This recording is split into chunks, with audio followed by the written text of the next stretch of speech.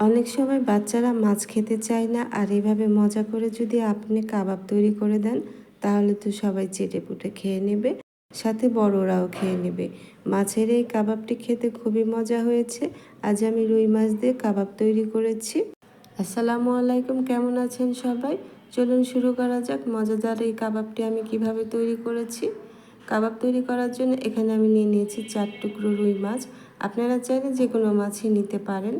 এখন আমি মাছগুলো খুব ভালো করে সেদ্ধ করে নেব, সেজন্য আমি এখানে দিয়ে দিলাম 1 কাপ নর্মাল পানি, আর দিয়ে দিলাম হাফ চামচের মতো লবণ, আর দিয়ে দিচ্ছি লেবুর রস। এখানে 1 টেবিল চামচের মতো দিয়েছি।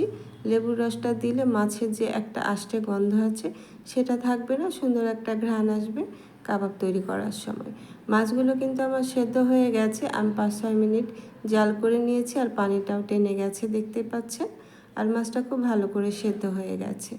এখন আমি মাছগুলো থেকে কাটা ছাড়িয়ে নেব। মাছগুলো এখন আমি নামিয়ে নিচ্ছি। গরম থাকা অবস্থায় আমি কাঁটা চামচের সাহায্যে মাছগুলো ছাড়িয়ে নিচ্ছি দেখতে পাচ্ছেন।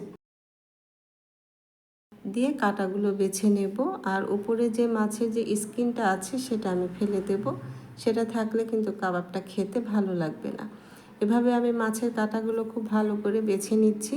অবশ্যই কাঁটাগুলো খুব ভালো করে বেছে নিতে হবে, যেহেতু এটা কাবাব তৈরি করছি। কাবাবের মধ্যে কাঁটা থেকে গেলে সেটা বোঝা যাবে না, সেজন্য কাঁটাগুলো খুব ভালো করে বেছে নিতে হবে। মাছগুলো ঠান্ডা হয়ে গেছে, এখন আমি হাতের সাহায্যে কাঁটাগুলো বেছে নিচ্ছি। আর উপরে যে স্কিনটা আছে সেটাও আমি ফেলে দিচ্ছি। সেটা থাকলে কিন্তু কাবাবটা খেতে ভালো লাগবে না। আর মাছের মধ্যে কিছুটা পানি আছে, আমি পানিগুলো চিপে ফেলে দেব। আমার মাছগুলো বাছা হয়ে গেছে দেখতে পাচ্ছেন, ঝরঝরে হয়ে গেছে। এখন আমি একটি ফ্রাই প্যান বসিয়ে দিয়েছি, আর ফ্রাই প্যানে আমি দিয়ে দিয়েছি 1 টেবিল চামচের মতো রেগুলার রান্নার তেল, আর এখন দিয়ে দিলাম হাফ কাপের মতো পেঁয়াজ কুচি। আর এখানে একটু নরম করে নিতে হবে, যেহেতু মাছের কাবাব এটা, সেজন্য পেঁয়াজটা হালকা নরম করে নিতে হবে।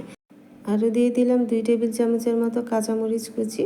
মাছের কাবাবটা একটু ঝাল ঝাল হলেই খেতে বেশি ভালো লাগে।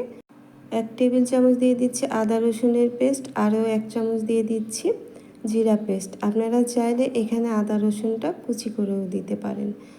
এখন আমি আদা রসুন আর জিরাটা একটু ভেজে নিচ্ছি, যাতে কাঁচা গন্ধটা চলে যায়। এখানে কিন্তু কোনো রকম পানি দেওয়া যাবে না, পানি দিলে কাবাবের মিশ্রণটা পাতলা হয়ে যাবে। এখন আমি আরও দিয়ে দিচ্ছি এখানে হাফ টেবিল চামচের মতো লাল মরিচের গুঁড়ো, আরও দিয়ে দিচ্ছি হাফ টেবিল চামচের মতো হলুদ গুঁড়ো। হলুদ গুঁড়োটা দিলে কাবাবের কালারটা ভালো আসবে। আরও দিয়ে দিলাম হাফ টেবিল চামচের মতো ধনিয়া গুঁড়ো। এখানে মশলার পরিমাণটা একটু কম দিতে হবে, যেহেতু এটি কাবাব তৈরি করছি। আর আমরা মাংস দিয়ে কাবাব তৈরি করলে কাঁচাই করি, কিন্তু মাছের কাবাবটা এভাবে একটু ভেজেই করলে ভালো হবে। এখানে দিয়ে দিলাম স্বাদ মতো লবণ, আরও দিয়ে দিলাম হাফ টেবিল চামচের থেকেও কম বিট লবণ। বিট লবণটা দিলে কাবাবে সুন্দর একটা ঘ্রাণ আসে, চেষ্টা করবেন বিট লবণটা দেওয়ার জন্য। এখন আমি এখানে দিয়ে দিচ্ছি 1 টেবিল চামচের মতো গরম মশলা গুঁড়ো। গরম মশলা গুঁড়োটা আমি ঘরেই তৈরি করেছি। দারচিনি ও এলাচ সমান সমান নিয়ে আমি হালকা ভেজে নিয়েছি।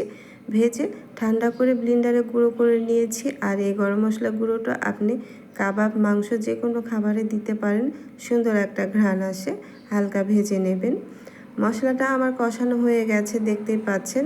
আমি কিন্তু 1 টেবিল চামচ তেলের মধ্যে এই মশলাটা কষিয়ে নিয়েছি। মশলাটা খুব ভালো করে কষানো হয়ে গেছে। এখন যে আমি মাছগুলো কাটা ছাড়িয়ে রেখেছি, সেই মাছগুলো আমি এখন এই মশলার মধ্যে দিয়ে দিচ্ছি। দেখতেই পাচ্ছেন মাছগুলো ঝরঝরে হয়ে আছে।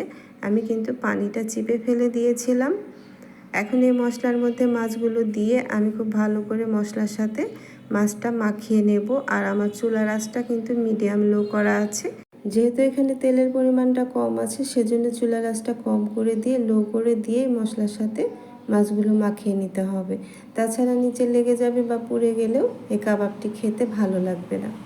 মাছের সাথে আমার মশলাগুলো মাখিয়ে নেওয়া হয়ে গেছে। এখন আগে থেকে আমি একটি আলু, মাঝারি সাইজের একটি আলু সেদ্ধ করে রেখেছিলাম, সেই আলুটা আমি এখানে দিয়ে দিচ্ছি। আলুগুলো অবশ্যই খুব ভালো করে মিহি করে গুঁড়ো করে নিতে হবে। আলুর মধ্যে কোনো দানা থাকলে কাবাবটি খেতে ভালো লাগবে না। এখন খুব ভালো করে আমি মাছের সাথে আর মশলার সাথে আলুটা মাখিয়ে নিচ্ছি দেখতেই পাচ্ছেন। আর এখানে আপনারা চাইলে বেসন দিতে পারেন, আর যদি বেসন দেন তাহলে বেসনটা অবশ্যই ভেজে নিতে হবে, তাছাড়া গন্ধ করবে। বেসনের একটা কাঁচা গন্ধ করবে। আর আলু দিয়ে এই কাবাবটি মাছের সাথে খেতেও ভালো লাগে, আর মাছের সাথে আলুটাও ভালো যায়। এখন আমার মাখানো হয়ে গেছে। এখন আমি দিয়ে দিলাম 3 টেবিল চামচের মতো ধনিয়া পাতা কুচি। ধনিয়া পাতা কুচিটা এখন ভালো করে আমি আলুর সাথে মাছের সাথে মাখিয়ে নিচ্ছি। আর নামানোর আগে ধনিয়া পাতা কুচিটা দেবেন, তাহলে ধনিয়া পাতার ঘ্রাণটাও ভালো থাকবে কাবাব তৈরি করার সময়। আরও এখানে আমি দিয়ে দিচ্ছি লেবুর রস। আমি এখানে 1 টেবিল চামচের মতো লেবুর রস দিচ্ছি। আর লেবুর রসটা নামানোর আগেই দেবেন, তাহলে ফ্লেভারটা ভালো থাকবে। এখন আমি লেবুর রস দিয়ে আবারও কাবাবের মিশ্রণের সাথে সুন্দর করে মাখিয়ে নেব। মাখিয়ে আমি নামিয়ে নেব। চুলার আঁচটা কিন্তু আমি বন্ধ করে দিয়েছি। দেখতেই পাচ্ছেন সুন্দর একটা কাবাবের মিশ্রণ তৈরি হয়ে গেছে। আর এভাবে একটা মিশ্রণ, আঠালো একটি মিশ্রণ হলেই কাবাবটি তৈরি করতে বেশি সুবিধা হবে, আবার খেতেও খুবই ভালো লাগে। পানি ছাড়া আমি এই কাবাবের মিশ্রণটা তৈরি করে নিয়েছি, দেখতেই পাচ্ছেন। কিন্তু এখানে আমি ডিম দেব। ডিম ছাড়া কাবাব খেতে ভালো লাগবে না, আর ডিম দিলে কাবাবের মিশ্রণটা কিছুটা পাতলা হয়ে যাবে। এখানে আমি একটি ডিম দিয়ে দিচ্ছি। ডিম দিয়ে খুব ভালো করে আমি কাবাবের মিশ্রণটা আবারও মাখিয়ে নিচ্ছি। আপনারা চাইলে ডিমে চুবিয়ে এই কাবাবটি ভেজে নিতে পারেন, তবে কাবাবের মিশ্রণের মধ্যে ডিম দিলেই কাবাবটি খেতে বেশি ভালো লাগে। এখন আমি মাখিয়ে নিয়েছি, দেখতে পাচ্ছেন ডিম দেওয়ার কারণে ডোটা কিছুটা পাতলা হয়ে গেছে। সেজন্য এখানে আমি ব্রেড ক্রাম্ব দিয়ে দিচ্ছি। আপনারা চাইলে বিস্কিটের গুঁড়াটাও দিতে পারেন, আর ব্রেড ক্রাম্ব দিলে কাবাবটাও ক্রিস্পি হবে, খেতেও ভালো লাগবে। আমি এখানে 3 টেবিল চামচের মতো ব্রেড ক্রাম্ব দিয়েছি। দেখতেই পাচ্ছেন ডোটা কিছুটা আঠালো হয়েছে। এখন আমি কাবাবের শেপ দিয়ে নিচ্ছি। আপনারা চাইলে যে কোনো শেপ দিতে পারেন। আমি একটু বড় করে শেপটা দিচ্ছি, কারণ কাবাবটা ভেজে নিলে তখন কাবাবগুলো ছোট হয়ে যায়, সেজন্য আমি একটু বড় করে দিয়েছি। আর এভাবে আমি সবগুলো কাবাব বানিয়ে নিচ্ছি। আমার বাসায় যখন কেউ মাছ খেতে চায় না, তখন আমি এভাবে কাবাব তৈরি করে দিই, আর সবাই খুব মজা করে খেয়ে নেয়। বাসায় কিন্তু একবার ট্রাই করতে পারেন। মাছ দিয়ে তৈরি এই কাবাবগুলো খেতে অসম্ভব ভালো লাগে। সবগুলো কাবাব আমি বানিয়ে নিয়েছি। দেখতেই পাচ্ছেন কতগুলো কাবাব তৈরি হয়ে গেছে। এখন আপনি চাইলে এভাবে ডিপ ফ্রিজে সংরক্ষণ করে রাখতে পারবেন 1-1.5 মাসের মতো। আমি আজ সবগুলোই ভেজে নিচ্ছি।